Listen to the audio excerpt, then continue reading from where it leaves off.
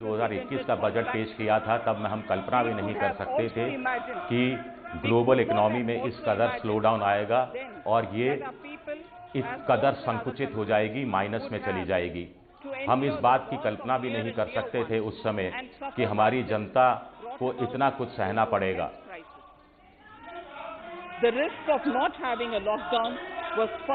अपने नजदीकियों की मौत सहनी पड़ेगी।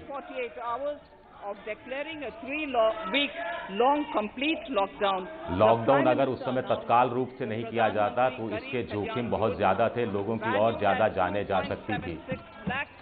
तो प्रधानमंत्री ने जब लॉकडाउन की घोषणा की और उसके 48 घंटे के भीतर ही प्रधानमंत्री गरीब योजना, जिसकी कुल मिलाकर वैल्यू 2.76 लाख करोड़ थी, उससे 80 करोड़ लोगों को मुफ्त में राशन का सामग्री देने का सिलसिला शुरू किया गया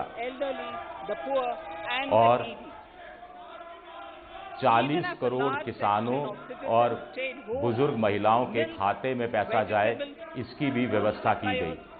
health and sanitary workers, truck drivers, railway and public transport workers, बड़ी संख्या में लोग घर पर रह रहे थे उस समय। उनके लिए दूध सप्लाई करना, सब्जियां सप्लाई करना, हेल्थ और sanitary workers, railways, bank employees, electricity क्षेत्र में बिजली विभाग में काम करने वाले लोग, पुलिस के कर्मचारी, आग अग्निशमन विभाग के कर्मचारी और सैन्य अर्धसैनिक बलों के अधिकारी कर्मचारी, ये सब अपने सामान्य कामकाज में जा रहे थे।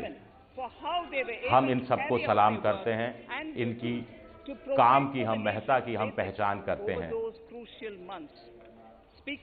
मैं इन सब पुरुषों और महिलाओं के प्रति सम्मान प्रकट करना चाहती हूं कि किस तरह से विपरीत परिस्थितियों में भी इन्होंने अपने कामकाज को जारी रखा। स्पीकर सर, सांसद महोदय और विधानसभाओं के जो विधायक हैं वो सब जानते हैं और उन सब ने भी अपनी तनख्वाह कोरोना काल में दी है, स्वेच्छा से दी है। ये भी हमें ध्यान रखना चाहिए कि भारत सरकार ने आत्मनिर्भर पैकेज की घोषणा की। हमने 2 और आत्मनिर्भर पैकेज की भी घोषणा की है, उनको अमल में लाया है। इसमें आरबीआई ने जो कदम उठाए, जिससे 27 लाख करोड़ रुपए का जो अमाउंट है, जो 13% हमारा जीडीपी का है, वो एक तरह से बाजार में डाला गया, तरलता लाने की कोशिश की गई। सरकार के नाते हमने स्थितियों पर गंभीरता से विचार किया और उस पर नजर रखी। प्रधानमंत्री ने दलितों के लिए, आदिवासियों के लिए, बुजुर्ग लोगों के लिए, बच्चों के लिए खास तौर से योजनाएं बनाई। प्रधानमंत्री गरीब कल्याण योजना और उसके बाद जिस तरह की घोषणाएं की गई, उससे वो एक तरह से ऐसे थे जैसे 5 मिनी बजट पेश किए गए हों, 5 मिनी बजट को अपने आप में समाहित करते थे। आत्मनिर्भर पैकेज ने सुधारों को नए सिरे से गति प्रदान की। पब्लिक सेक्टर यूनिट्स जो हैं, उनका निजीकरण की तरफ हम आगे बढ़े। ये कुछ ऐसे उल्लेखनीय सुधार हैं, रिफॉर्म्स हैं, जो इस दौरान हमने शुरू किए। फाइनेंशियल इंक्लूजन, वित्तीय समावेश को भी इसमें शामिल किया जा सकता है। इस समय हिंदुस्तान में 2 तरह के वैक्सीन अवेलेबल हैं कोविड-19 के। इससे 2 और उससे ज्यादा वैक्सीन और ज्यादा बाजार में आने की उम्मीद की जा रही है। हम अपने वैज्ञानिकों का धन्यवाद यहां देना चाहेंगे। हमारी ये लड़ाई 2021 में कोरोना के खिलाफ चल रही थी और ये लड़ाई अभी भी चल रही है।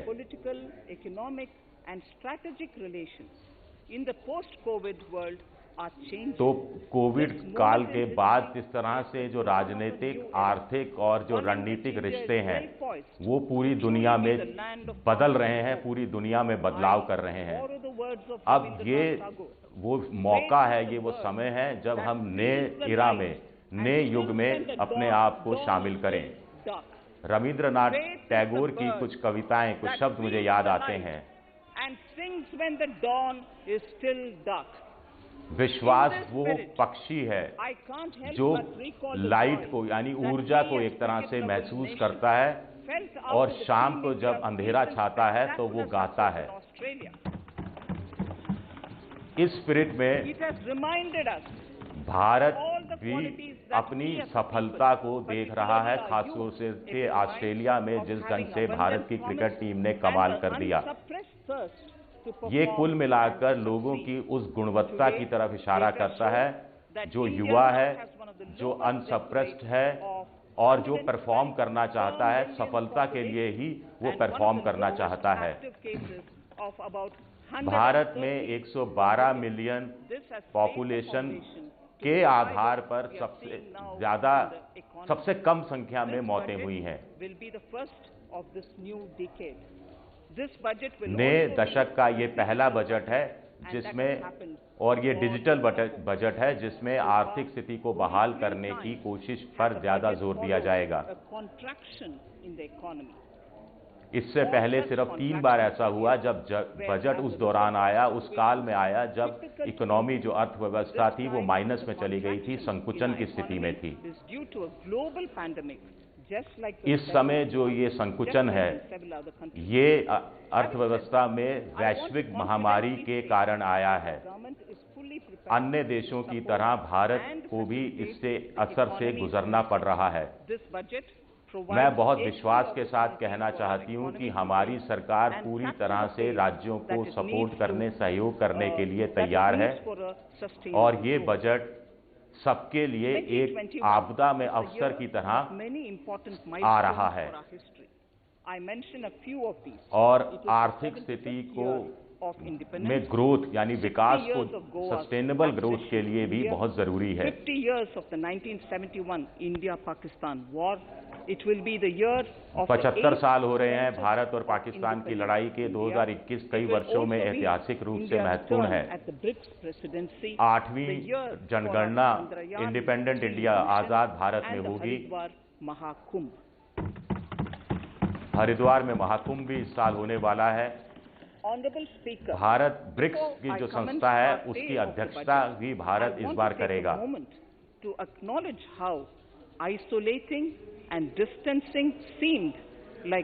बजट पर आने से पहले मैं आपको बताना चाहती हूं कि किस तरह से हमने कोरोना काल में एक होने का काम किया, जनता को एक करने का काम किया।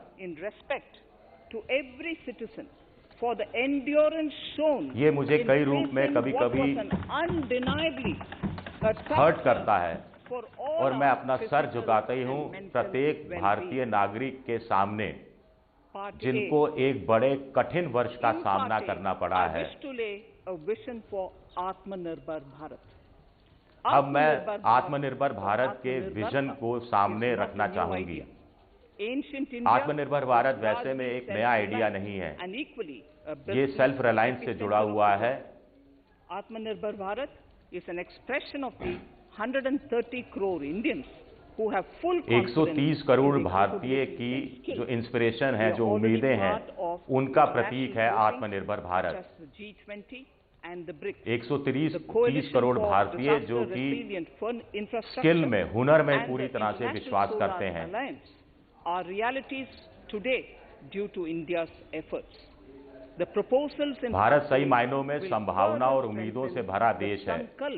Of nation first, doubling farmers' income, strong किसानों की आय को दुगना करना है, राष्ट्र को पहले रखने का के लिए के प्रति प्रतिबद्धता जतानी है, education for all, युवाओं को मौके देने हैं, वुमेन एम्पावरमेंट की तरफ ध्यान देना है, सबके लिए एजुकेशन, सबके लिए शिक्षा की व्यवस्था हो और समावेशी विकास हो। इसके अलावा अन्य चीजों में भी ये सब चीजें शामिल हैं। which were to materialize during the Amrit Mahotsav of 2022. 2015-2016 में जो हमने बजट बनाया था, तब से हमने ये सोचा था कि इन सब चीजों पर हम तेजी से अमल लाने की कोशिश करेंगे। For 21-22 rests on 6 pillars: health and well-being, budget जो हमारा है 2021-22 का वो 6 पिलर्स पर, 6 आधार बिंदुओं पर आधारित है।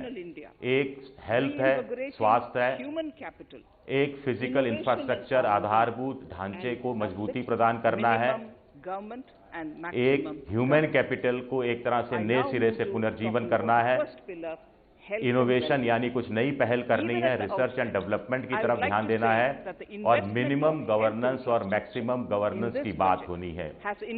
पहले पिलर की बात करते हैं कि हेल्थ की बात, और सब स्वस्थ रहें।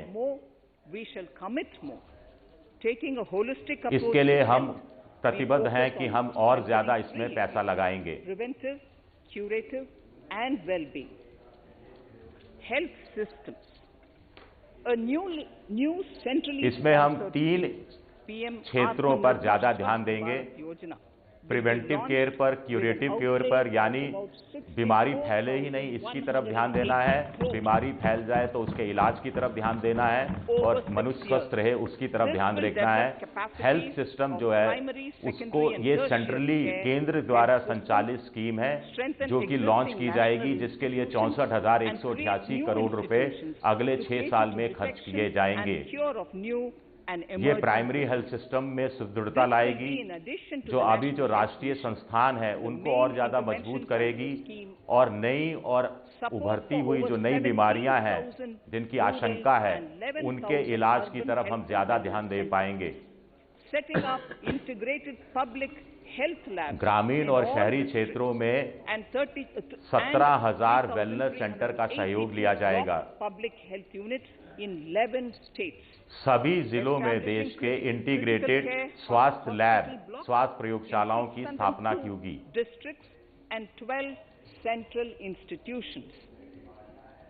602 डिस्ट्रिक्ट के ब्लॉक्स के अंदर क्रिटिकल केयर अस्पताल खोले जाएंगे, 12 केंद्रीय संस्थान खोले जाएंगे। बीमारी पर नियंत्रण पाने के लिए एक नेशनल सेंटर जो बना है उसको और ज्यादा मजबूत किया जाएगा। Operationalisation of 17 new public health units and public health unit, 17 नए पब्लिक हेल्थ यूनिट को कुछ का संचालन शुरू हो जाएगा। 11 seaports and 7 land crossings. 32 airport पर, 11 बंदरगाहों पर, और 7 ऐसे जो लैंड के जरिए जो भूमि मार्ग से आते हैं वहां पर इस तरह की चीजें भी सेट की जाएंगी। 15 हेल्थ इमरजेंसी ऑपरेशन सेंटर और 2 मोबाइल अस्पतालों का भी गठन किया जाएगा। National institutional centre for health, इसका भी गठन होगा। 7 बायो सेफ्टी लेवल के 3 लैब और 4 क्षेत्रीय और राष्ट्रीय संस्थान वायरोलॉजी के क्षेत्र में, इनकी भी स्थापना होगी। अब हम न्यूट्रिशन की बात करते हैं।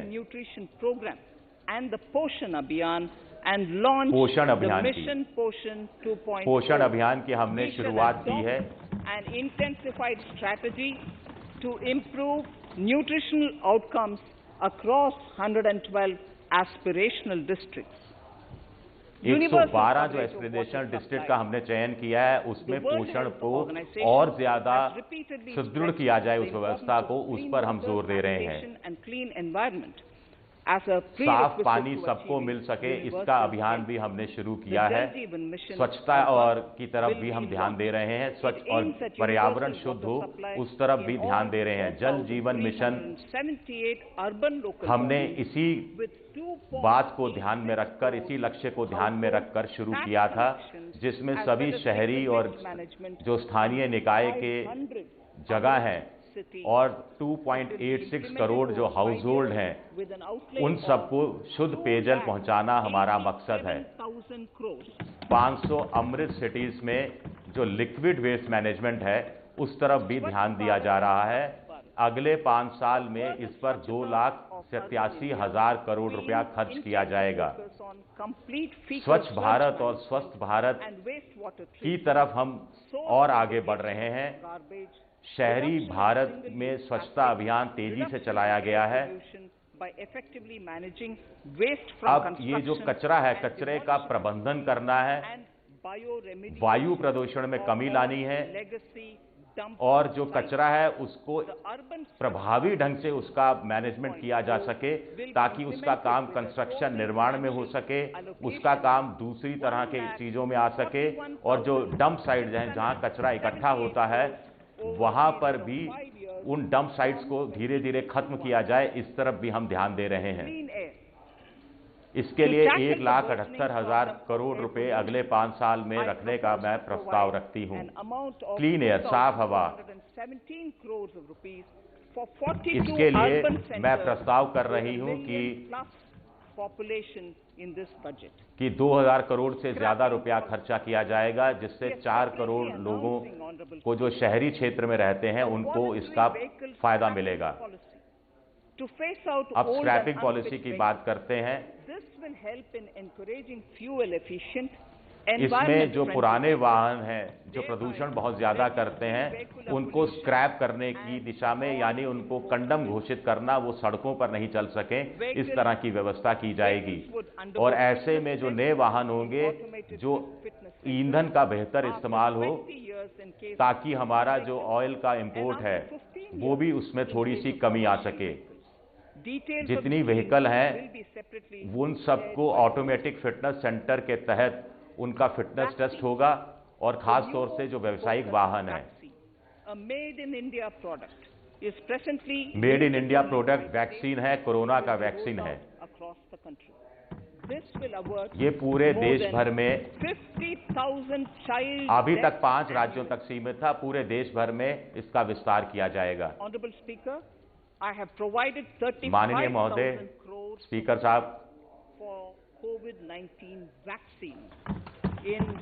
वैक्सीन टीकाकरण के लिए इस साल हमने 35,000 करोड़ रुपए रखे हैं।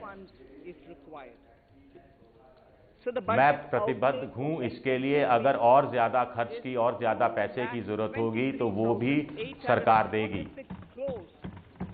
In this BE 21-22 as against the BE of only 94,452 crores। 94,000 crore रुपए पिछली बार हेल्थ सेक्टर के लिए रखे गए थे, इस बार 2,38,38,000 करोड़ इसके लिए रखे गए हैं। ये पिछले साल के मुकाबले 135% ज्यादा है।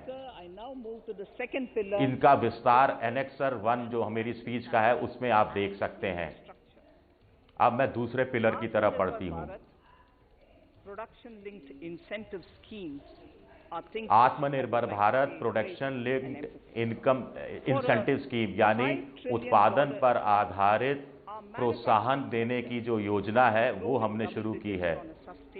हम चाहते हैं कि भारत की $5 ट्रिलियन की अर्थव्यवस्था हो। इसके लिए जरूरी है कि जो निर्माण का क्षेत्र है वो दहाई की संख्या के हिसाब से आगे बढ़े। To achieve all of the above, PLI schemes to create manufacturing global champions for an PLI scheme की भी हमने शुरुआत की है। प्रोडक्शन लिंक्ड इंसेंटिव स्कीम की बात कर रही हैं। इससे हम निर्माण के क्षेत्र में ग्लोबल चैंपियन बनना चाहते हैं। Starting this financial year, this initiative will help bring scale and size in key sectors, create and nurture global champions, and provide jobs to our youth. इससे युवाओं को बड़ी संख्या में नौकरियां भी मिल सकेंगी। टेक्सटाइल इंडस्ट्री, कपड़ा उद्योग की बात। कपड़ा उद्योग भारी पैमाने पर निवेश आकर्षित करता है। एक बड़ा मेगा टेक्सटाइल पार्क का गठन किया जाएगा। इसमें विश्व स्तर की इंफ्रास्ट्रक्चर यानी बुनियादी ढांचे को सामने रखा जाएगा। 7 textile parks will be established. इससे हम एक्सपोर्ट कपड़ा उद्योग में निर्यात के क्षेत्र में ग्लोबल चैंपियन बनने की दिशा में बढ़ सकेंगे। इंफ्रास्ट्रक्चर, आधारभूत ढांचा, राष्ट्रीय इंफ्रास्ट्रक्चर पाइपलाइन जिसकी घोषणा 2019 में दिसंबर 2019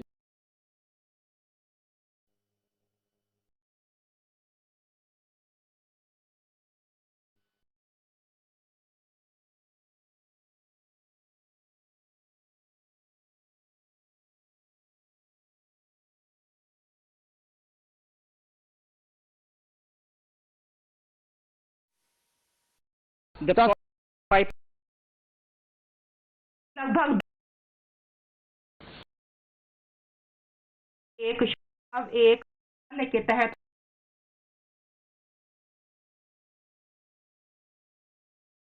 between. I propose to take concrete steps to do this in 3 ways. Firstly, by creating the institutional structures. Secondly, by a big thrust on monetizing assets. And thirdly, by enhancing the share of capital expenditure in central and state budgets. Infrastructure needs long-term debt financing. A professionally managed development financial institution is necessary to act as a provider, enabler, and catalyst for infrastructure financing. Accordingly, I shall introduce a bill to set up a development financial institution.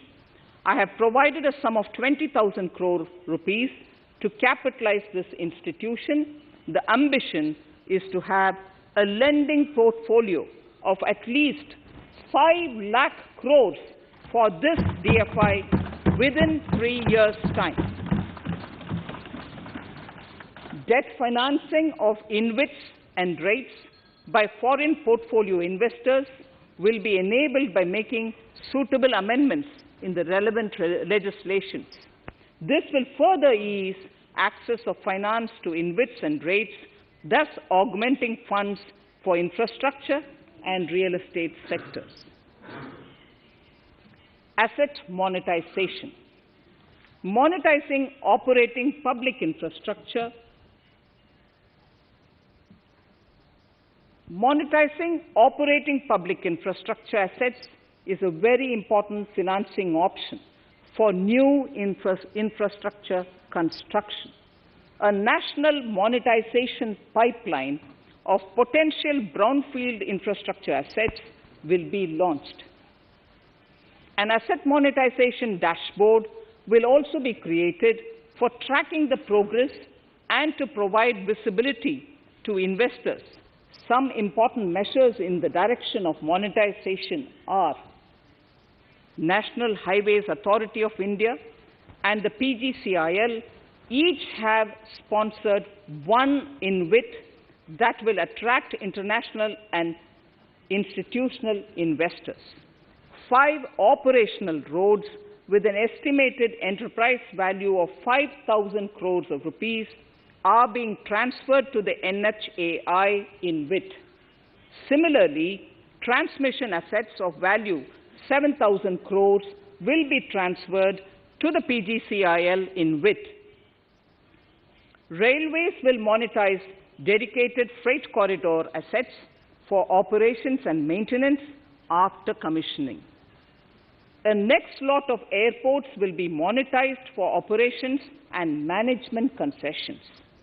Other core infrastructure assets that will be rolled out under the asset monetization programs are NHAI operational toll roads, 2 transmission assets of PGCL, 3 oil and gas pipelines of GAIL, Gas Authority of India Limited, IOCL and HPCL, Airports Authority of India airports in Tier 2 and 3 cities, other railway infrastructure assets, warehousing assets of CPSE, such as the Central Warehousing Corporation and NAFED, among others, and sports stadiums.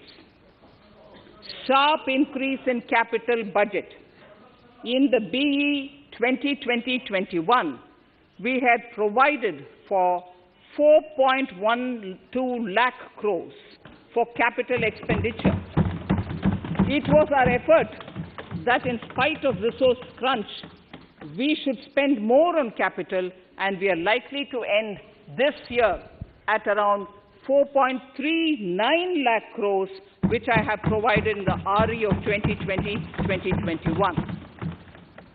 For 21-22, I propose a sharp increase in capital expenditure and thus have provided 5.54 lakh crores, which is 34.5% more than the BE of 2020-2021. Of this, I have kept a sum of more than 44,000 crores in the budget head of the Department of Economic Affairs to be provided for projects, programs, or departments that show good progress in capital expenditure and are in need of further funds. Over and above this expenditure, we would also be providing more than 2 lakh crores to states and autonomous bodies for their capital expenditure.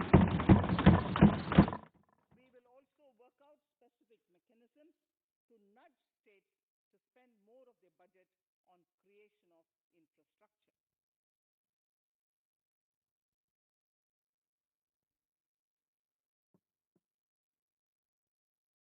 Roads and highways infrastructure.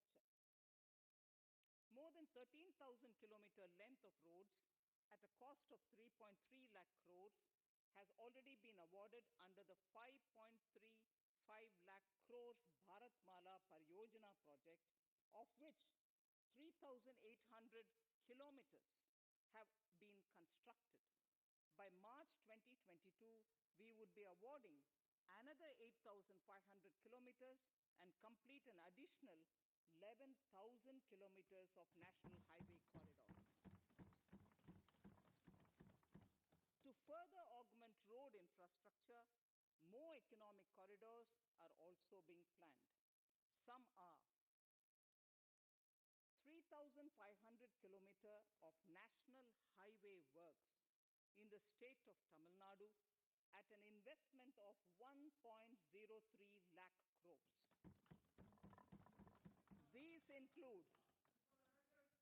These include Madurai-Kollam corridor, Chittoor-Thakur corridor, and construction will start next year. Second, 1,100 kilometers of national highway works in the state of Kerala at an investment of 65,000 crores, including 600 kilometer section of Mumbai-Kanyakumari corridor in Kerala. Third, 675 kilometers of highway works in the state of West Bengal at a cost of 25,000 crores, including upgradation of existing road Kolkata-Siliguri.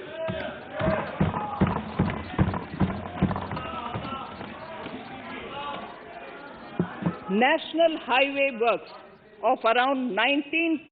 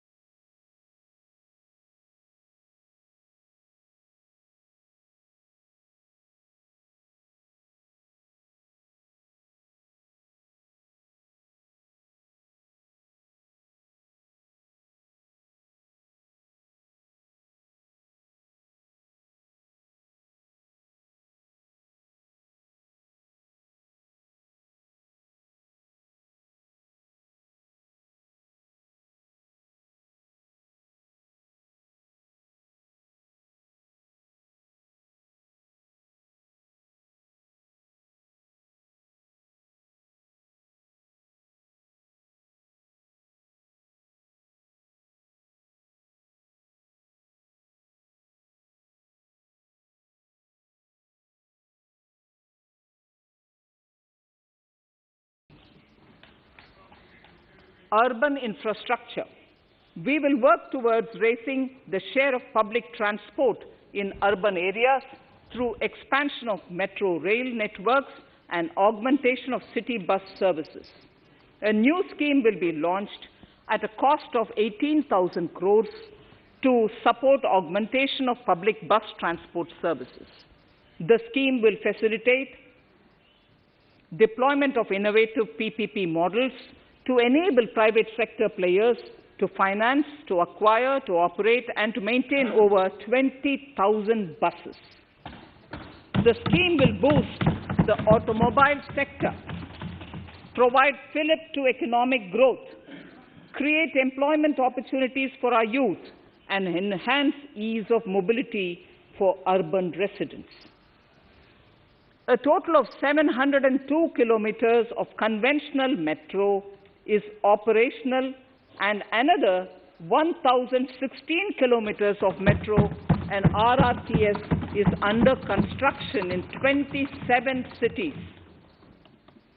Two new technologies, that is Metro Light and Metro Neo, will be deployed to provide metro rail systems at much lesser cost with same experience, convenience, and safety in Tier 2 cities and peripheral areas of Tier 1 cities also. Central counterpart funding will be provided to Kochi Metro Railway Phase 2 of 11.5 kilometers at a cost of 1,957.05 crores. Chennai Metro Railway Phase 2 of 118.9 kilometers at a cost of 63,246 crores. Bengaluru Metro Railway Project Phase 2A and 2B of 58.19 kilometers at a cost of 14,788 crores. Nagpur Metro Rail Project Phase 2 and Nashik Metro at a cost of 5,976 crores and 2,092 crores respectively. Power infrastructure.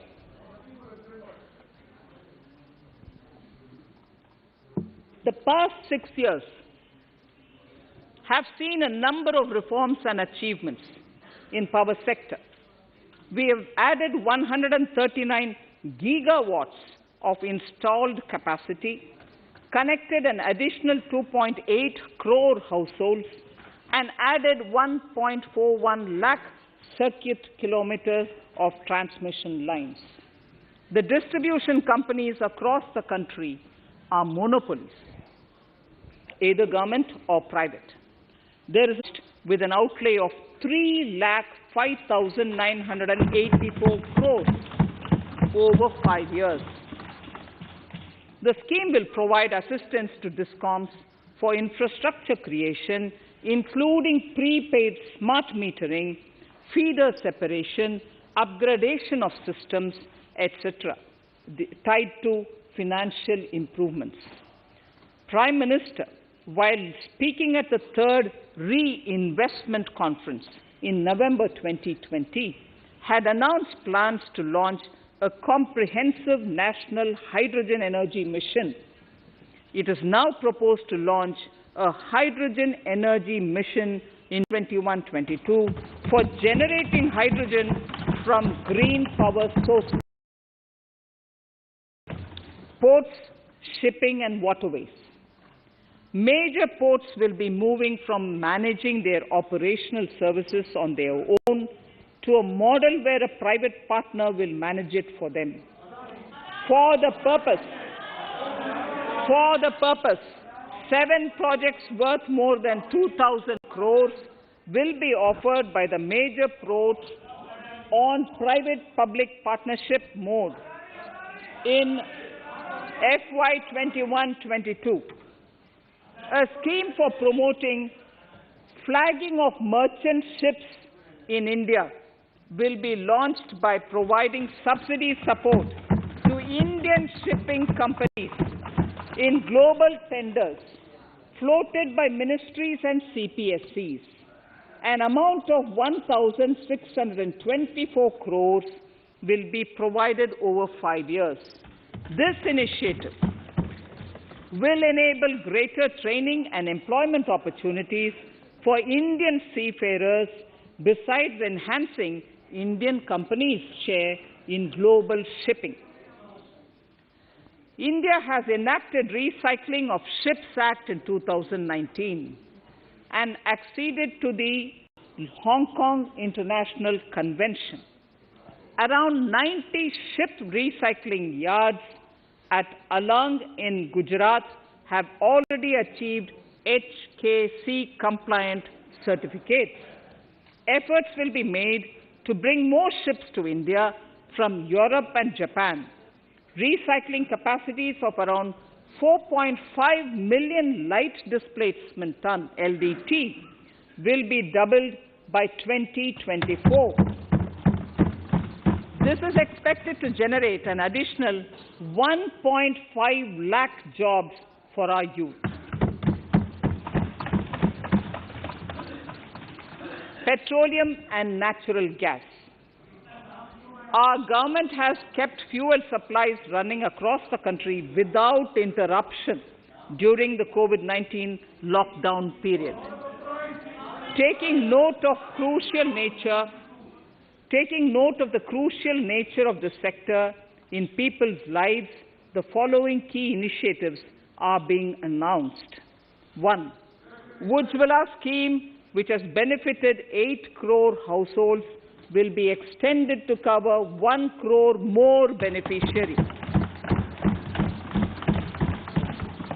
A gas pipeline project will be taken up in the Union Territory of Jammu and Kashmir. An independent gas transport system operator will be set up for facilitation and coordination of booking of common carrier capacity in all natural gas pipelines on a non-discriminatory open access basis. Financial capital. I propose to consolidate the provisions of the SEBI Act 1992, Depositories Act 1996, Securities Contracts Regulation Act 1956, and Government Securities Act 2007 into a rationalized single Securities Markets Code. The government would support the development of a world-class fintech hub at the GIFT IFSC. To instill confidence amongst the participants in corporate bond market during times of stress and to generally enhance secondary market liquidity, it is proposed to create a permanent institutional framework. The proposed body would purchase investment-grade debt securities both in the stressed and normal times and help in the development of the bond market. In the budget 2018-19, government had announced its intent to establish a system of regulated gold exchanges in the country. For the purpose, SEBI will be notified as the regulator, and Warehousing Development and Regulatory Authority will be strengthened to set up a commodity market ecosystem arrangement, including vaulting, assaying, logistics, etc., in addition to warehousing. Towards investor protection, I propose to introduce an investor charter as a right of all financial investors across all financial products. To give a further boost to the non-conventional energy sector, I propose to provide additional capital infusion of 1,000 crores to Solar Energy Corporation of India and 1,500 crores to Indian Renewable Energy Development Agency. I propose to amend the Insurance Act 1938 to increase the permissible FDI limit from 49% to 74% in insurance companies and allow foreign ownership and control with safeguards. Under the new structure, the majority of directors on the board and key management persons would be resident Indians with at least 50% of directors being independent directors and specified percentage of profits being retained as general reserve. Stressed asset resolution by setting up a new structure. The high level of provisioning by public sector banks of their stressed assets calls for a measure to clean up the bank books. An asset reconstruction company limited and asset management company would be set up to consolidate and take over the existing stressed debt and then manage and dispose of the assets to alternative investment funds and other potential investors for eventual value realization. Recapitalization of PSB. To further consolidate the financial capital capacity of PSBs, further recapitalization of 20,000 crores is proposed in 21-22. Deposit insurance. Last year, government had approved an increase in the deposit insurance cover from 1 lakh rupees to 5 lakhs for bank customers.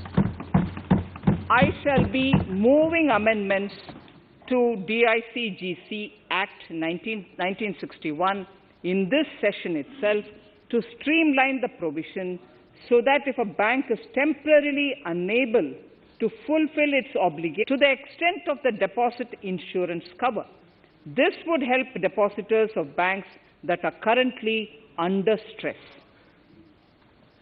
To improve credit discipline, while continuing to protect the interests of small borrowers, for NBFCs with minimum asset size of 100 crores, the minimum loan size eligible for debt recovery under the Securitization and Reconstruction of Financial Assets and Enforcement of Security Interests SARFAESI Act 2002, it is proposed to be reduced from the existing level of 50 lakhs to 20 lakhs.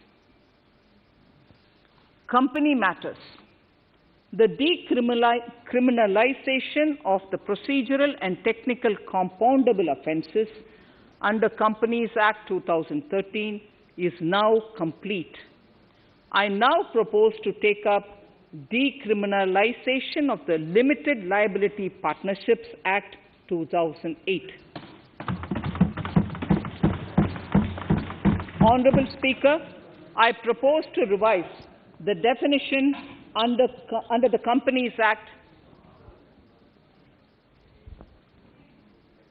2013 for small companies by increasing the threshold for paid-up capital from not exceeding 50 lakh to not exceeding 2 crores and turnover from not exceeding 2 crores to not exceeding 20 crores.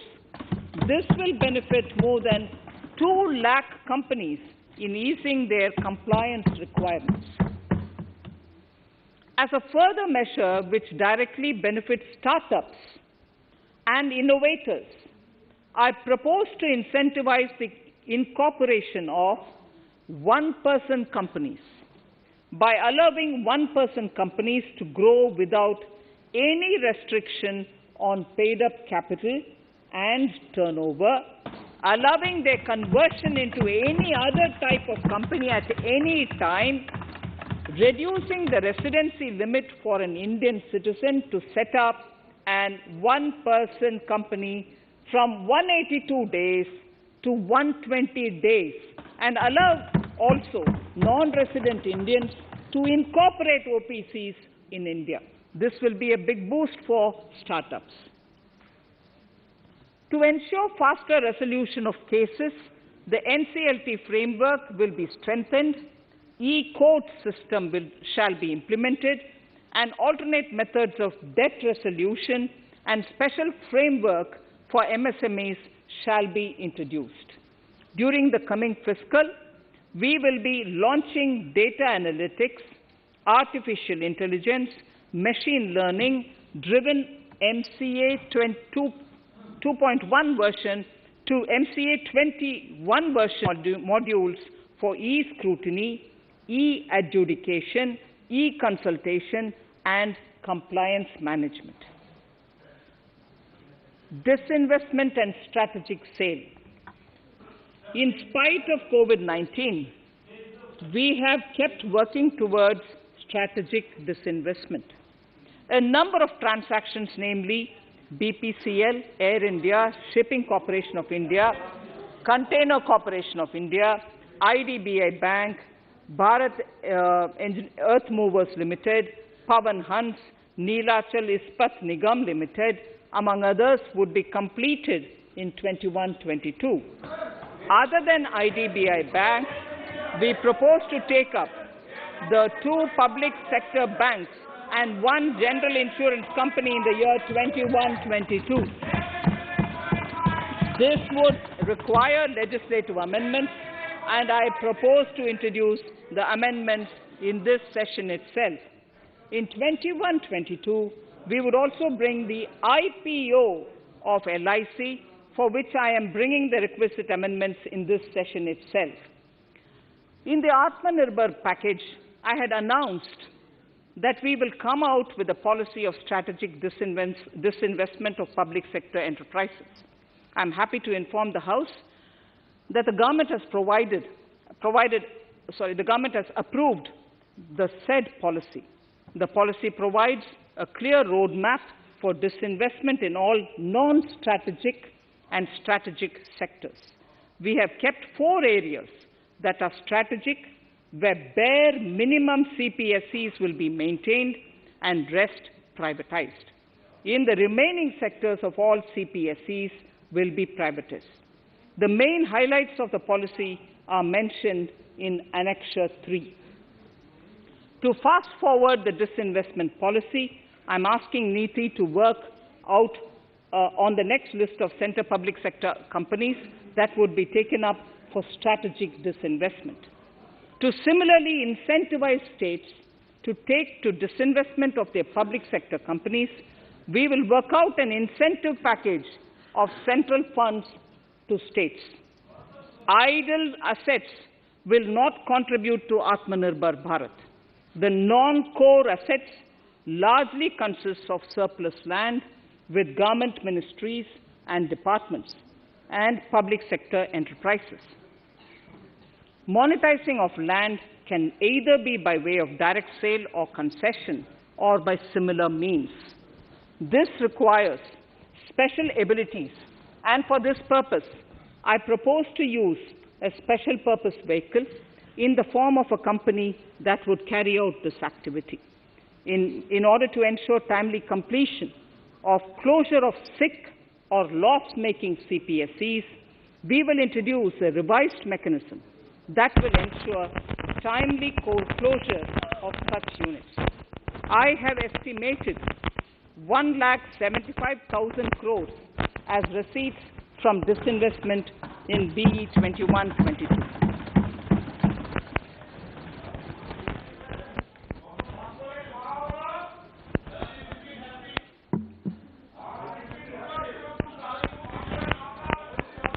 Government financial reforms. Under the Treasury single account, the TSA system, autonomous bodies directly draw funds from the government's account at the time of actual expenditure, saving interest costs. We will extend the TSA system for universal application from 21-22. On the recommendation of the 15th Finance Commission, we have undertaken a detailed exercise to rationalize for better impact. The government is committed to the development of multi-state cooperatives and will provide all support to them. To further streamline the ease of doing business for cooperatives, I propose to set up a separate administrative structure for them. So the third pillar of Atmanirbhar Bharat, inclusive development for aspirational India. Honorable Speaker, sir, under this pillar, I will cover agriculture and allied sectors, farmers' welfare and rural India, migrant workers and labour, and financial inclusion. Agriculture. Our government is committed to the welfare of farmers. The MSP regime has undergone a sea change to assure price that is at least 1.5 times the cost of production across all commodities.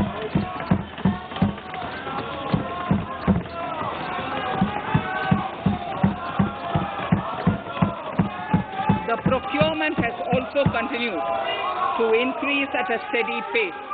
This has resulted in increase in payment to farmers substantially. In case of wheat, a total amount paid to farmers in 2013-14, Honorable Speaker, sir, the data that I give now is important for all honorable members to kindly hear. In case of wheat, the total amount paid to farmers in 2013-14 was 33,874 crores. In 2019-20, it was 62,802 crores. And even better, Honorable Speaker, in 2020-2021, this amount paid to farmers was 75,060 crores. In fact, the number of wheat-growing farmers that were benefited increased in 2020-21 to 43.3, much of an increase within 1 year. For paddy, again an important data, for paddy, the amount paid in 2013-14 was 63,928 crores. In 2019-20, this increased to 1,41,930 crores. Even better, in 2020-2021,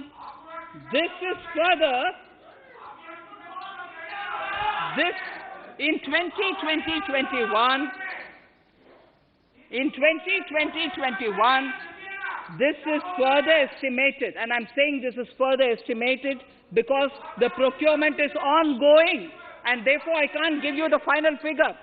This is further estimated to increase to 1,72,752 crores. The number of farmers benefited increased from 1.24 crores in 2019-20 to 1.54 crores in 2020-21. In the same way, Honorable Speaker, sir, in the case of pulses, the amount paid in 2013-14 was 236 crores. Now in 2021, it is at 10,530 crores.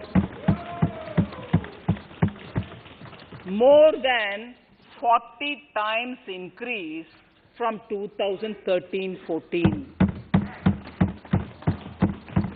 The receipts to cotton farmers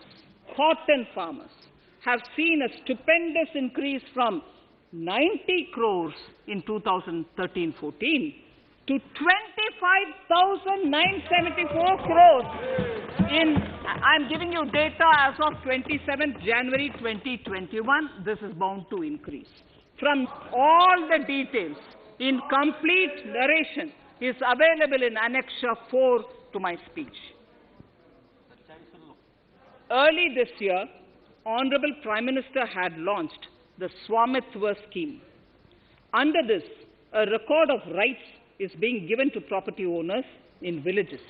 Up till now, about 1.80 lakh property owners in 1,241 villages have been provided cards. I propose during 21-22 to extend this to cover all states and union territories.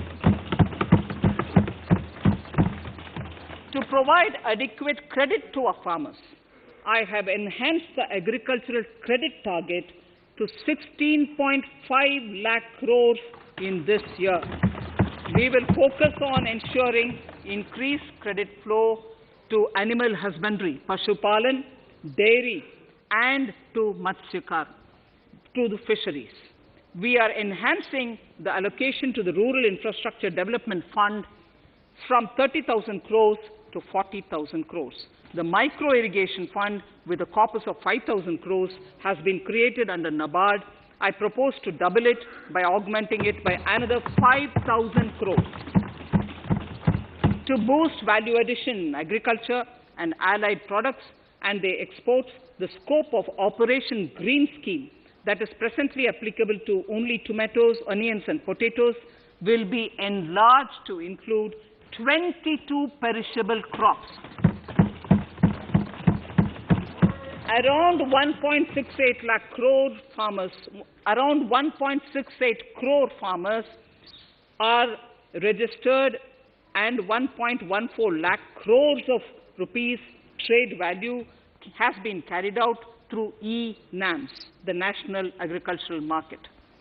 Keeping in view the transparency and the competitiveness that e-NAM has brought into the agricultural market, 1,000 more mandis will be integrated with e-NAM.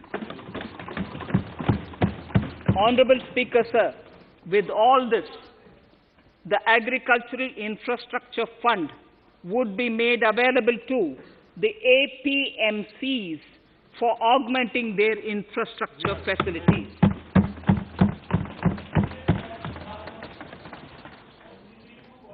Fisheries.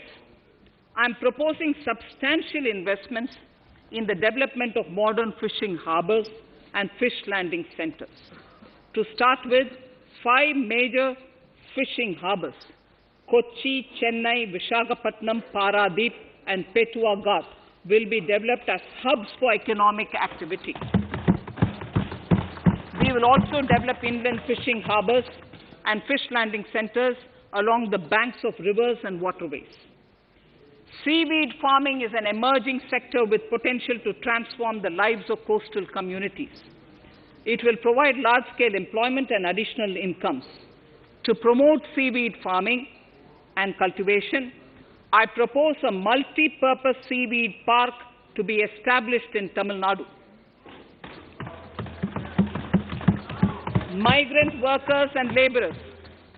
We have launched the One Nation, One Ration Card scheme, through which beneficiaries can claim their rations anywhere in the country. Migrant workers in particular benefit from the scheme. Those staying away from their families can partially claim their ration where they are stationed, while their family in their native places can claim the rest. I am happy to inform you that One Nation, One Ration Card plan is under implementation by 32 states and union territories, reaching about 69 crore beneficiaries. That's a total of 86% beneficiaries covered. The remaining 4 states and UTs will be integrated in the next few months.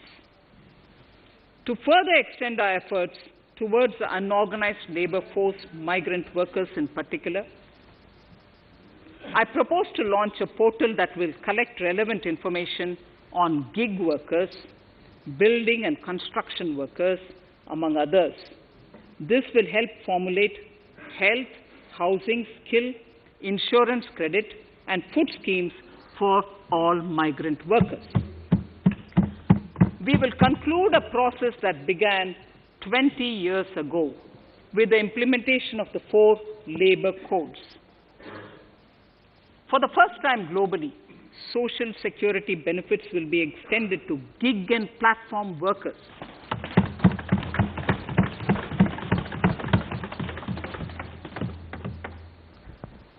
Minimum wages will apply to all categories of workers, and they will all be covered by the Employees State Insurance Corporation. Women will be allowed to work in all categories and also in the night shifts with adequate protection. At the same time, compliance burden on employers will be reduced with a single registration and licensing and online returns. Financial inclusion. To further facilitate credit flow under the scheme of Stand Up India for the scheduled castes and scheduled tribes and also women, I propose to reduce the margin money requirement from 25% to 15% only, and to also include loans for activities in allied sectors in allied activities in agriculture. We have taken a number of steps to support the MSME sector. In this budget, I have provided 15,700 crores to this sector, more than double of the last year's B. Honorable Speaker, sir, I now go to the fourth pillar, reinvigorating human capital.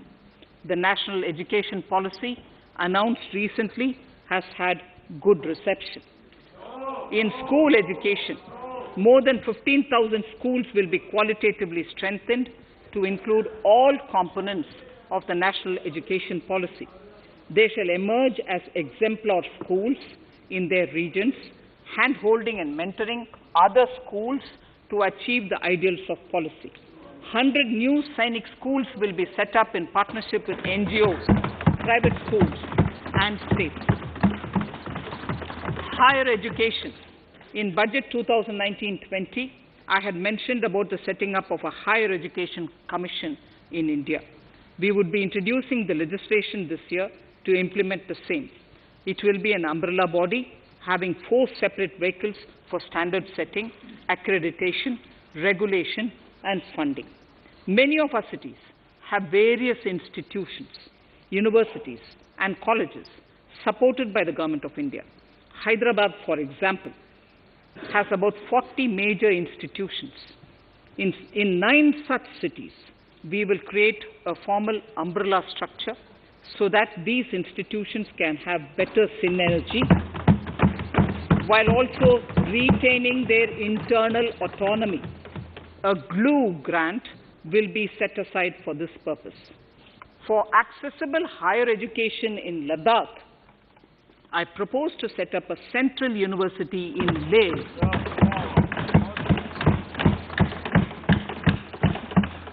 The other important projects to be taken up as a part of the NEP are listed in Annexure 5. Scheduled caste and scheduled tribes welfare. We have set ourselves a target of establishing 750 Eklavya model residential schools in our tribal areas. I propose to increase the unit cost of each such school from 20 crores, which is what it is now, to 38 crores, and for hilly and difficult areas to 48 crores. This would help creating robust infrastructure facilities for our tribal students. We have revamped the post-metric scholarship scheme for the welfare of scheduled caste students. I have also enhanced the central assistance in this regard. We are allotting 35,219 crores for 6 years till 25-26 to benefit 4 crores scheduled caste students. Skilling. In 2016, we had launched the National Apprenticeship Promotion Scheme. The government proposes to amend the Apprenticeship Act with a view to further enhancing apprenticeship opportunities for our youth. We will realign the existing scheme of National Apprenticeship Training Scheme for providing post-education apprenticeship, training of graduates and diploma holders in engineering. Over 3,000 crores will be provided for this purpose.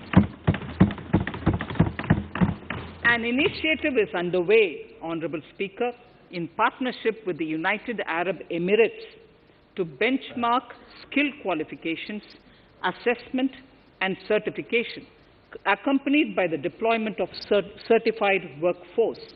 We also have a collaborative training, intertraining program between India and Japan. to facilitate transfer of Japanese industrial and vocational skills, techniques, and knowledge.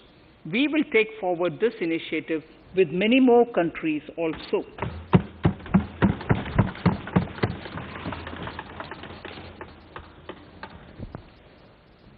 Innovation and R&D.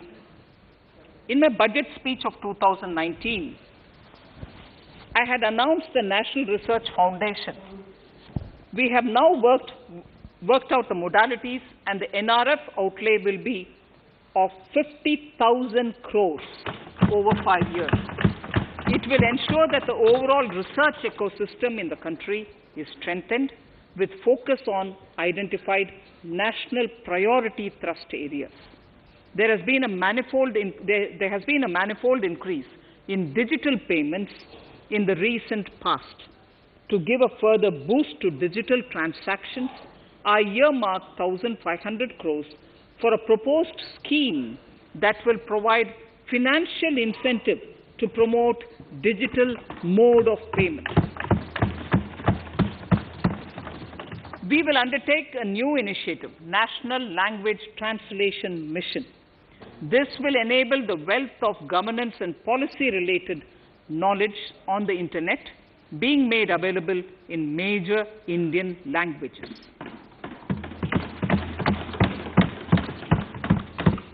The new Space India Limited, a PSU, under the Department of Space, will execute the PSLV CS-51 launch, carrying the Amazonia satellite from Brazil, along with a few smaller Indian satellites. As part of the Gaganyaan mission activities, 4 Indian astronauts are being trained on generic spaceflight aspects in Russia. The first unmanned launch is slated for December 2021. Our oceans are a storehouse of living and non-living resources. To better understand this realm, we will launch a deep ocean mission with a budget outlay of more than 4,000 crores over 5 years. This mission will cover deep ocean survey exploration and projects for the conservation of deep sea biodiversity. I come to the 6th pillar, Honorable Speaker, minimum government, maximum governance. Honorable Speaker, sir, this is the last of the 6 pillars. This will outline plans for reforms in one of our core principles of minimum government, maximum governance. We have taken a number of steps to bring reforms in tribunals in the last few years for speedy delivery of justice. Continuing with the reforms process, I now propose to take further measures to rationalize the functioning of tribunals. We have introduced the National Commission for Allied Healthcare Professionals Bill in Parliament. National Commission for Allied Healthcare Professionals Bill in the Parliament, with a view to ensure transparent and efficient regulation of 56 allied healthcare professionals. Additionally, to bring about transparency, efficiency, and governance reforms in the nursing profession, the National Nursing and Midwifery Commission Bill will be introduced by the government for passing. Contracts. I propose to set up a conciliation mechanism and mandate its use for quick resolution of contractual disputes. This will instill confidence in private investors and contractors. Honorable Speaker, sir, the forthcoming census could be the first digital census in the history of India.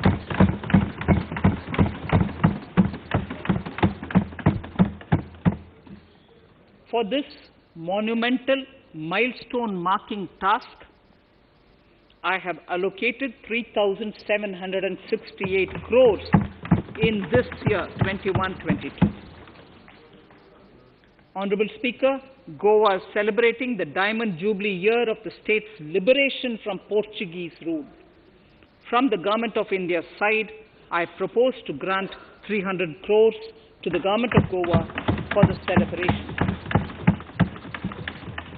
I propose to provide 1,000 crores for the welfare of tea workers, especially women and children in Assam and West Bengal.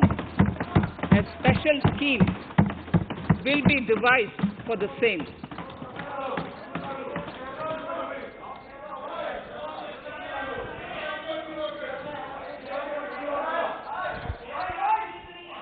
Fiscal position.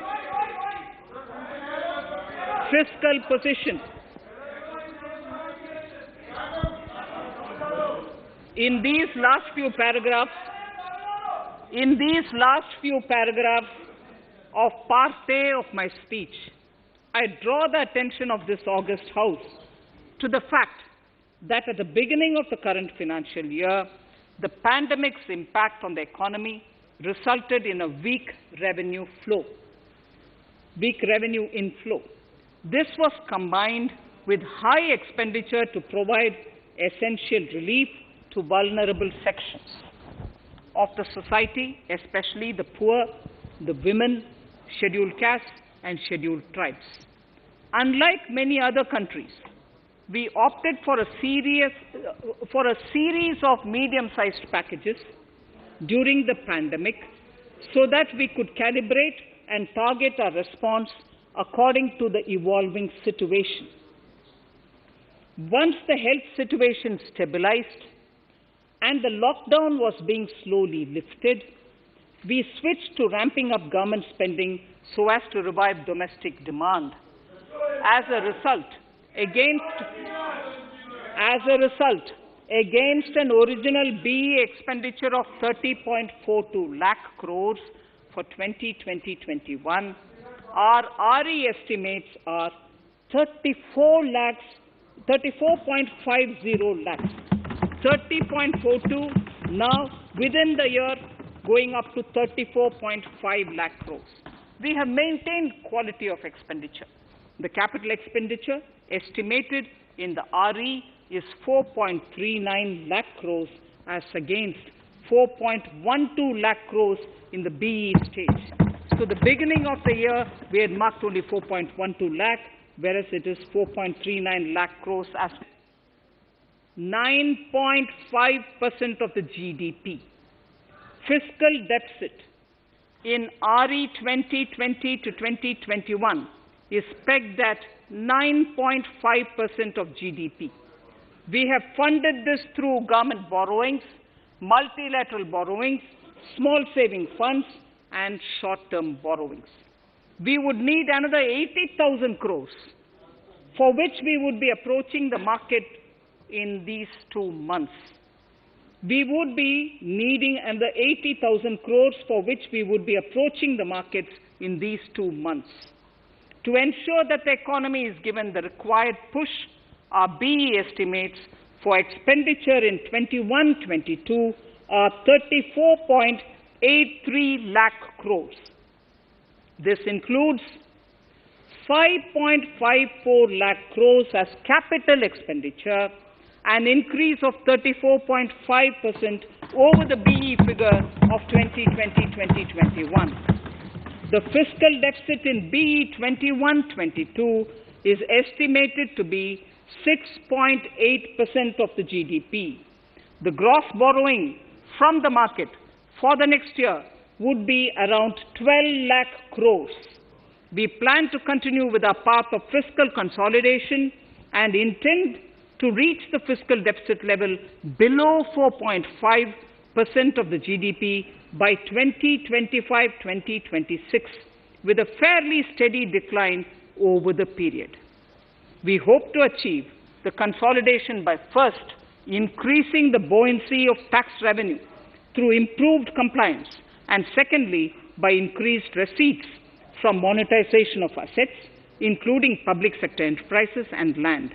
The Contingency Fund of India is being proposed to be augmented.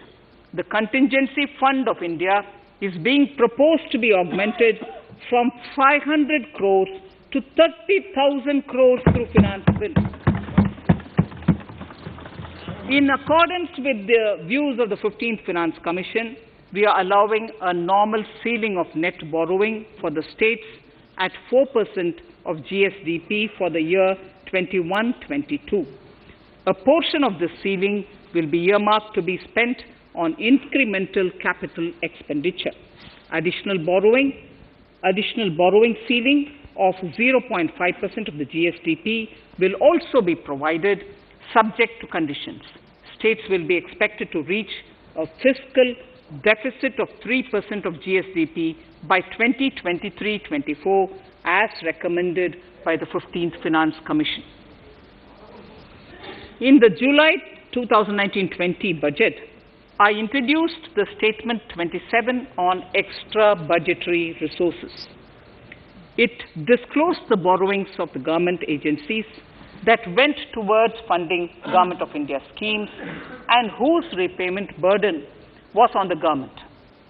In my 2020-21 budget, I enhanced the scope and coverage of that statement by including the loans provided by government to the FCI, the Food Corporation of India. Taking a step further in this direction, I propose to discontinue the NSSF loan to FCI for food subsidy, and accordingly, budget provisions have been made in RE 2020-21 and in the BE 2021-22. The extra budgetary resource details are at Annexure 6. We know that the FRBM Act mandates fiscal deficit of 3% of GDP to be achieved by 31st March 2020-2021. The effect of this year's unforeseen and unprecedented circumstances has necessitated the submission of a deviation statement under Sections 4 of Subclause 5 and Section 7, Subclause 3b of the FRBM Act, which I am laying on the table of the House as part of the FRBM documents. Towards achieving central government fiscal deficit along the broad path that I have already indicated, I will be introducing an amendment to the FRBM Act. Honorable Speaker, on the 9th of December 2020, the 15th Finance Commission submitted its final report covering the period 2021 to 2026 to the Rashtrapati Ji. The government has laid the Commission's report along with the explanatory memorandum in the Parliament, retaining the vertical shares of the states at 41%. We recognize our commitment to fiscal federalism and propose, therefore, to adhere to this recommendation. Jammu and Kashmir in the 14th Finance Commission was entitled to get devolution being a state. Now the funds of the UTs of Jammu Kashmir and Ladakh would be provided by the centre. I have also provided on the Commission's recommendation 1,18,452 crores as revenue deficit grant to 17 states in 21-22 as against 74,340 crores to 14 states in 2020-21. Honourable Speaker, I would now move to Part B of my speech.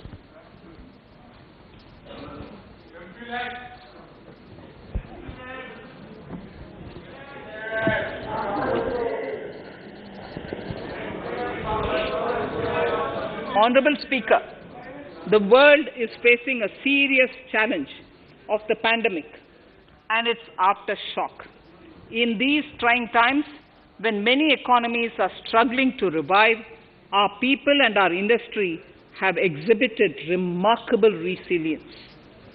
As I mentioned already, post-pandemic, a new world order seems to be emerging, one in which Asia is poised to occupy a prominent position, and India will have a leading role therein. In this scenario, our tax system has to be transparent, efficient, and should promote investments and employment in our country. At the same time, it should put minimum burden on our taxpayers. I borrow the words of Thiruvalluvar, the saint. Yetralum, Eatalum, Kathalum, Katha Vaguthalum, Nalla Valladarasu. A king or a ruler is the one who creates and acquires wealth, protects and distributes it for common good. Tirukkural. Direct tax proposals. Keeping this in mind, the words of Tirukkural, our government introduced a series of reforms in the direct tax system for the benefit of our taxpayers and the economy. Few months prior to the pandemic, in order to attract investments, we slashed our corporate tax rate to make it among the lowest in the world. The dividend distribution tax too was abolished. The burden of taxation on small taxpayers was eased by increasing rebates. In 2020, the return filers saw a dramatic increase to 6.48 crores from 3.31 crores in 2014. In the direct tax administration, we had recently introduced the faceless assessment and faceless appeal. I now seek to take further steps to simplify the tax administration, ease compliance, and reduce litigation. Relief to senior citizens. I begin my direct tax proposals by offering my pranam to our senior citizens. Many of them, despite having foregone several basic necessities of their own, have strived to build our nation. Now in the 75th year of independence of our country, when we continue our endeavor with renewed vigor, we shall reduce compliance burden on our senior citizens who are 75 years of age and above. For senior citizens who only have pension and interest income, I propose exemption from filing their income tax returns.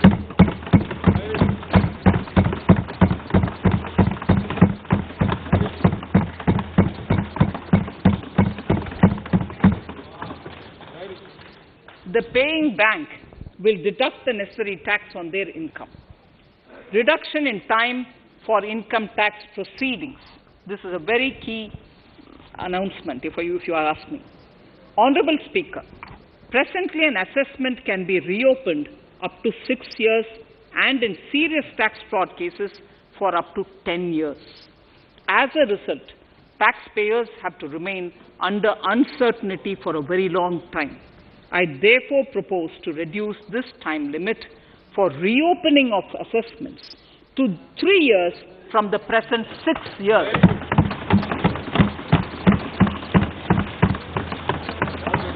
In serious tax evasion cases too, only where there is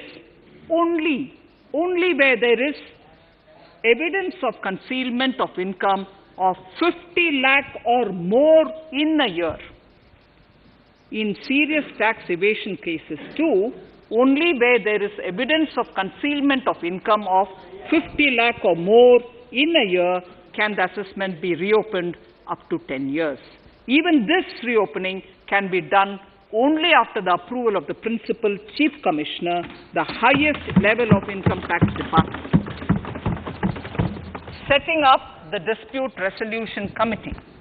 Honourable Speaker, it has been the resolve of this government to reduce litigation which mars the present taxation system.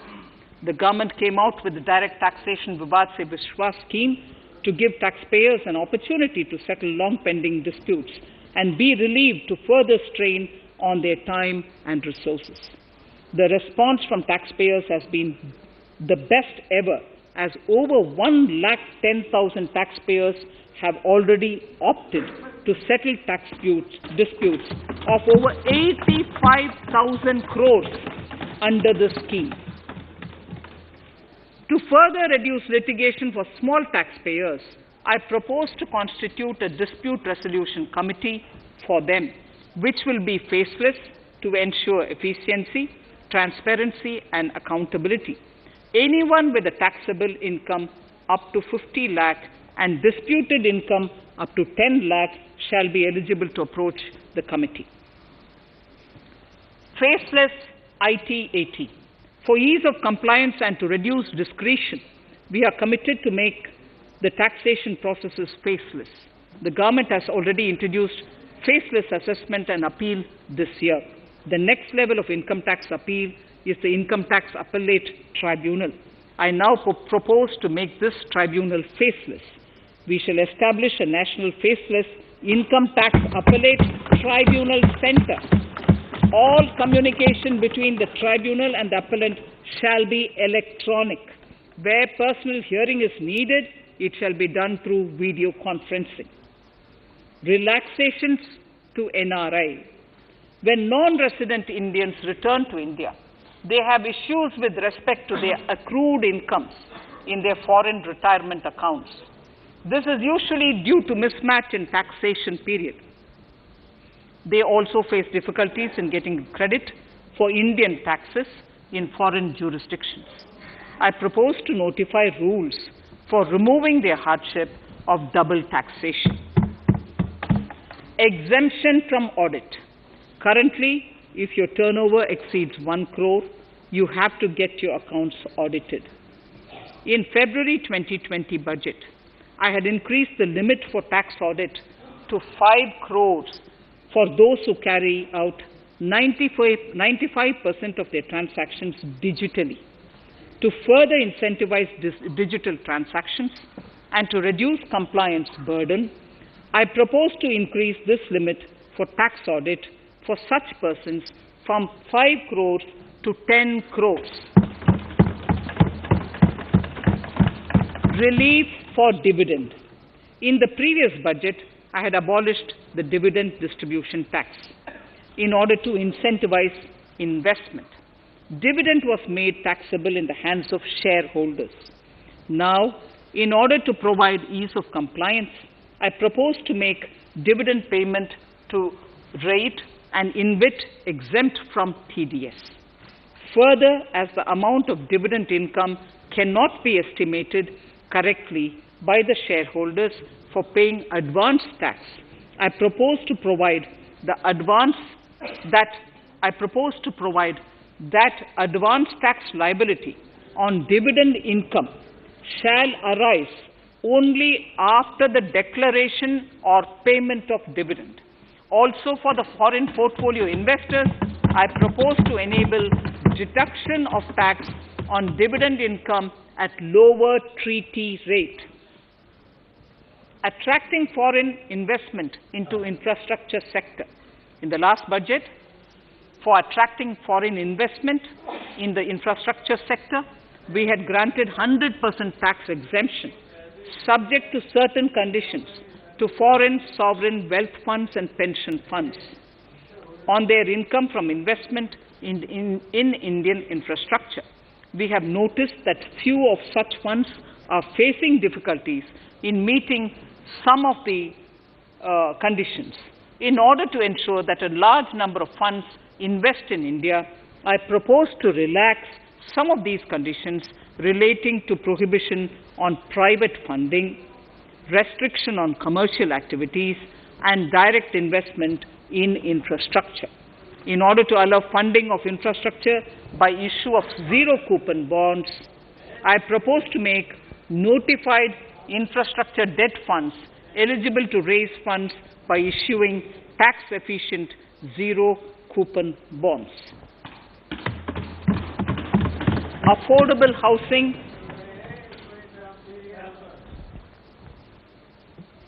Affordable housing and rental housing. This government sees housing for all and affordable housing as priority areas. In July 2019 budget, I provided an additional deduction of interest amounting to 1.5 lakh for loan taken to purchase an affordable house.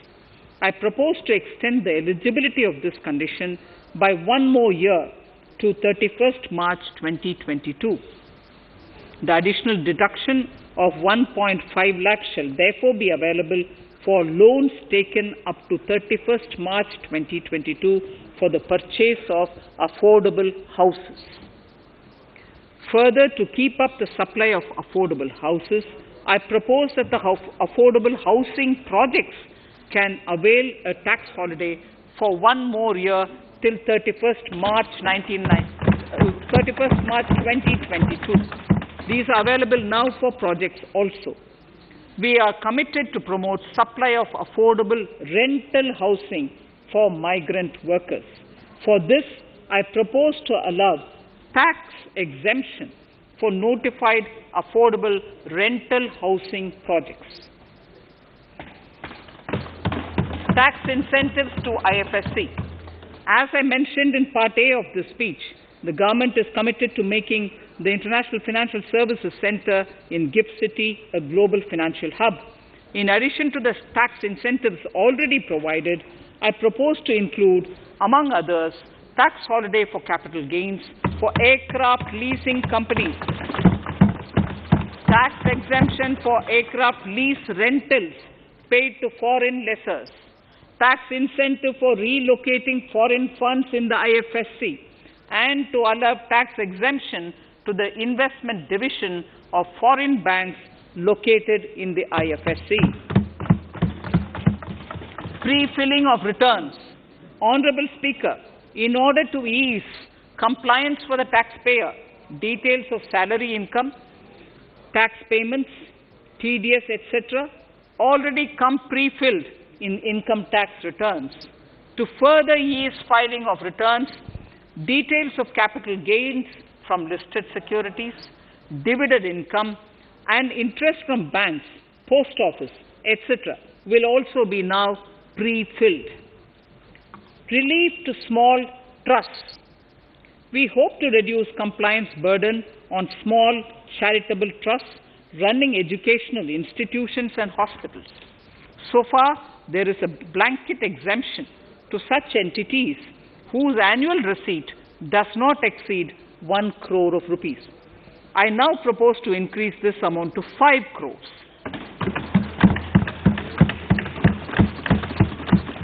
Labor welfare. We have noticed that some employers deduct the contribution of employees toward provident funds, superannuation funds, and other social security funds, but do not deposit these contributions within the specified time. For these employees, this means a loss of interest or income. In cases where an employer later becomes financially unviable, non-deposit results in a permanent loss for the employees. In order to ensure that employees' contributions are deposited on time, I reiterate that the late deposit of employees' contribution by the employer will not be allowed as deduction to the employer.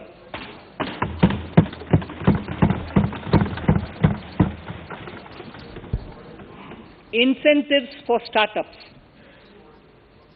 In order to incentivize startups in the country, I propose to extend the eligibility for claiming tax holiday for startups by 1 more year, till 31st March 2022.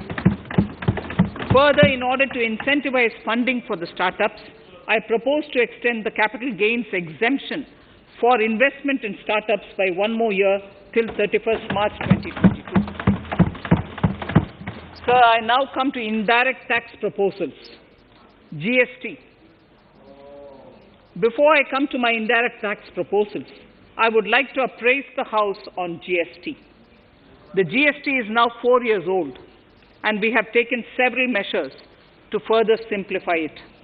Some of the measures include nil return through SMS, quarterly return and monthly payment for small taxpayers, electronic invoice system, validated input tax statements, pre-filled editable GST return, and staggering of returns filing.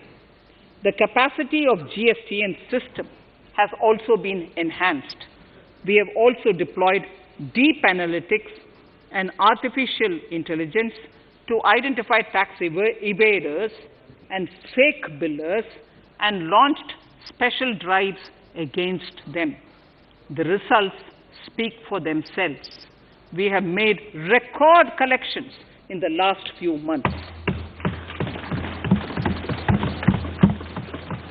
The GST Council has painstakingly thrashed out thorny issues.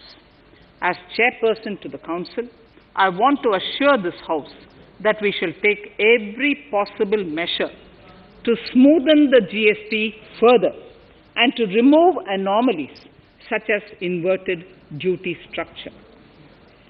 Custom duty rationalization. Our custom duty policy should have the twin objective of promoting domestic manufacturing and helping India get on to global value chain and export better. The thrust now has to be on easy access to raw materials and exports of value-added products. Towards this, last year, we started overhauling the customs duty structure, eliminating 80 outdated exemptions. I also thank everyone who responded overwhelmingly to a crowdsourcing call for suggestions on this revamp. I now propose to review more than 400 old exemptions this year. I repeat, I now propose to review more than 400 old exemptions this year. We will conduct this through extensive consultations, and from 1st October 2021, we will put in place a revised customs duty structure free of distortions. I also propose that any new customs duty exemptions, therefore, henceforth will have validity up to 31st March, following 2 years from the date of the issue. Electronic and mobile phone industry. Domestic electronic manufacturing has grown rapidly. We are now exporting items like mobiles and chargers. For greater domestic value addition, we are withdrawing a few exemptions on part of chargers and sub-parts of mobiles. Further, some parts of mobiles will move from nil rate to a moderate 2.5%. Iron and steel. MSMEs and other user industries have been severely hit by a recent sharp rise in iron and steel prices. Therefore, we are reducing customs duty uniformly to 7.5% on semis, flats, and long products of non-alloy, alloy, and stainless steels.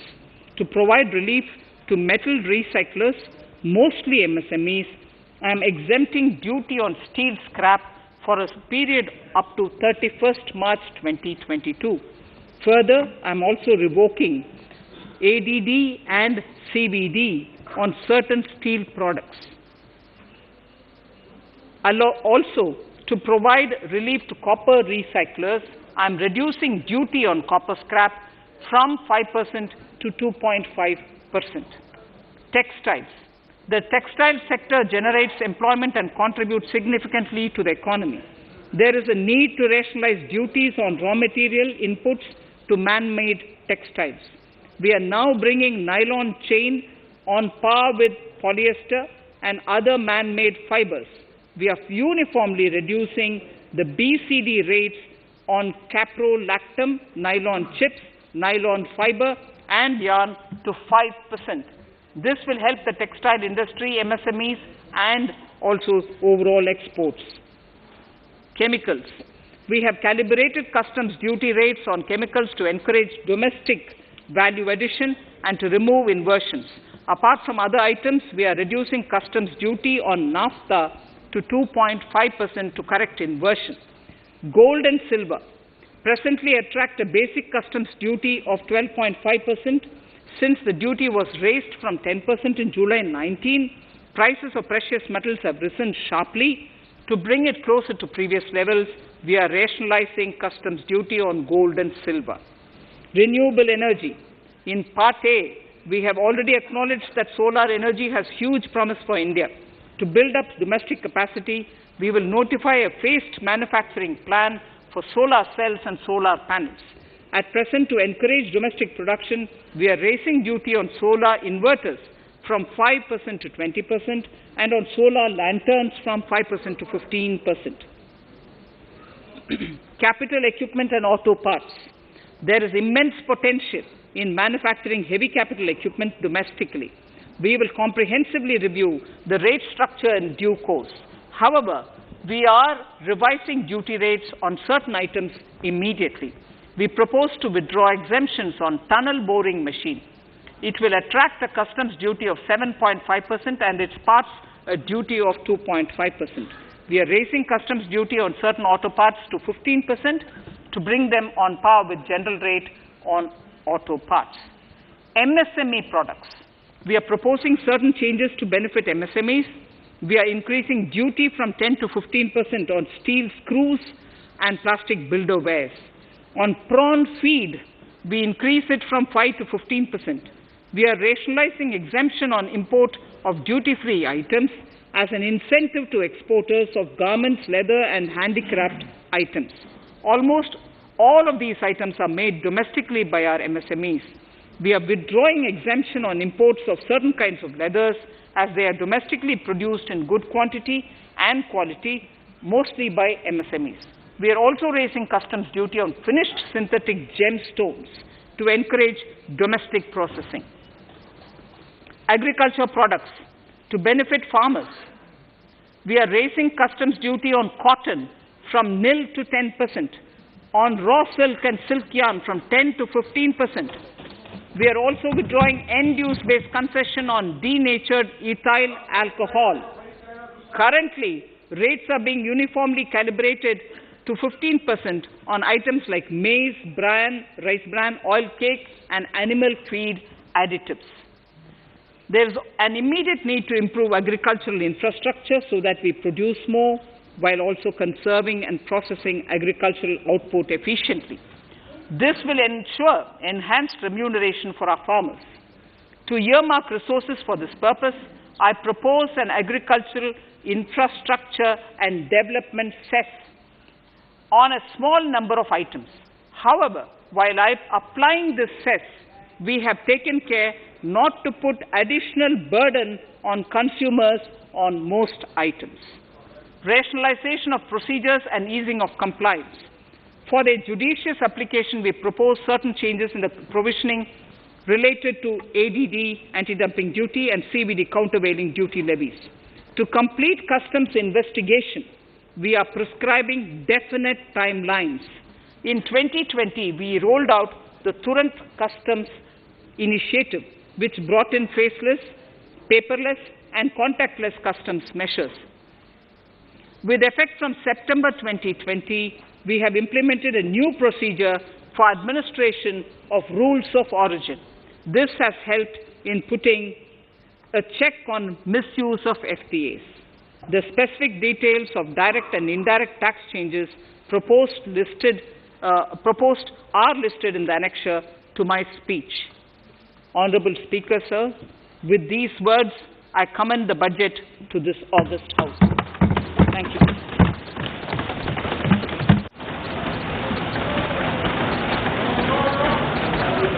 Item number 1, माननीय मंत्री जी, item number 1. Sorry, I don't have it with me. Sir, I wish to place on table the 15th Finance Commission report.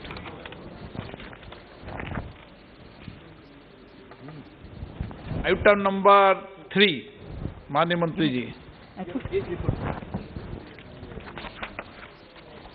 So, I wish to lay on the table the following statements under Section 3(1) of the Fiscal Responsibility and Budget Management Act 2003, the medium-term fiscal policy.